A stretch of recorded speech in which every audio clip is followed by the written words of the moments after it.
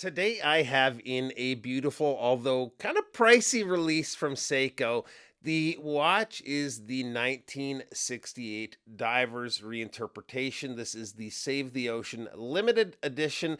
There's actually two versions of the watch. There's the blue that I have, as well as a black that's probably a little closer to the original. Big thanks to my local authorized dealer out of Toronto, Gem Bijou, for lending in the watch. If you're shopping watches, check them out at gembijou.com. So let's get straight to it and take a look at the watch.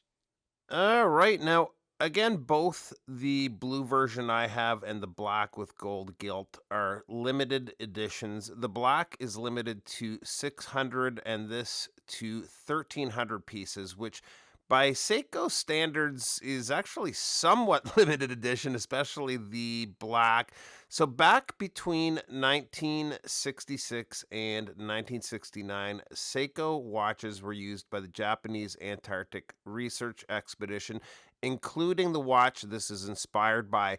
With this release, Seiko has reconnected with them and donated these to the 63rd Antarctic Research Expedition last year in 2021.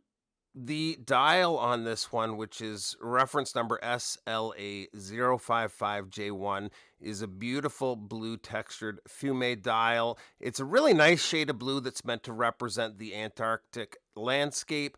Both the chapter ring and bezel markers are also blue, a lighter blue that's meant to represent the Antarctic ice. Now, down at the 430 is the date, and in some lighting, I was almost thinking it was color matched, but I believe it's a black date wheel. The hands have that combination of polished edges and the brushed top, so they tend to catch the light at almost any angle. In total darkness, we have the usual Seiko light show with that loom. I'm running out of ways to describe Seiko loom, but it's just about as good as it gets. Although there are some micro brand watches out there that compete and sometimes even surpass Seiko loom nowadays, but it's definitely solid in the loom department. Running the watch is the caliber 8L35. The winding action is smooth. It's not so smooth where you can barely feel it like some Swiss watches, but a nice winding action.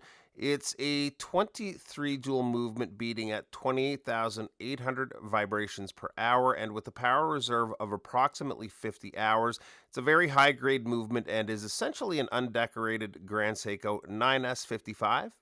The case is made using Seiko's corrosion resistant, ever brilliant steel. I actually just learned something new today, but it has a Pren value, which stands for Pitting Resistance Equivalent Number. First time learning about that, of 1.7 times higher than 316L stainless steel.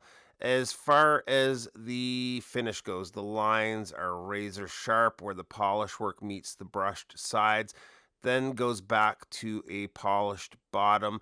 Very well done when it comes to the finish. The bezel is a 120 click bezel, and I really like the aggressive bezel grips. The insert looks to be ceramic. I'm quite sure it is, but I couldn't confirm that. Feels good in hand to use, and everything lines up just right. Now, the watch comes with two straps, and both are really good quality straps. The rubber is super soft. This is a brand new watch, and I haven't worn it like I'd like to, but I feel like it's probably going to be a dust magnet. Still a nice looking strap, though. Good quality signed hardware as well. The second strap is a NATO style strap using a Japanese braiding technique called Seichu, and this is next level when it comes to fabric straps. It's got a very nice feel to the material, but it just seems like a very durable strap too that's going to hold up great over time. Size-wise, the watch comes in at a width of 42.6 millimeters. The lug to lug, 49.2 millimeters. I didn't mention it before, but we do have drilled lugs.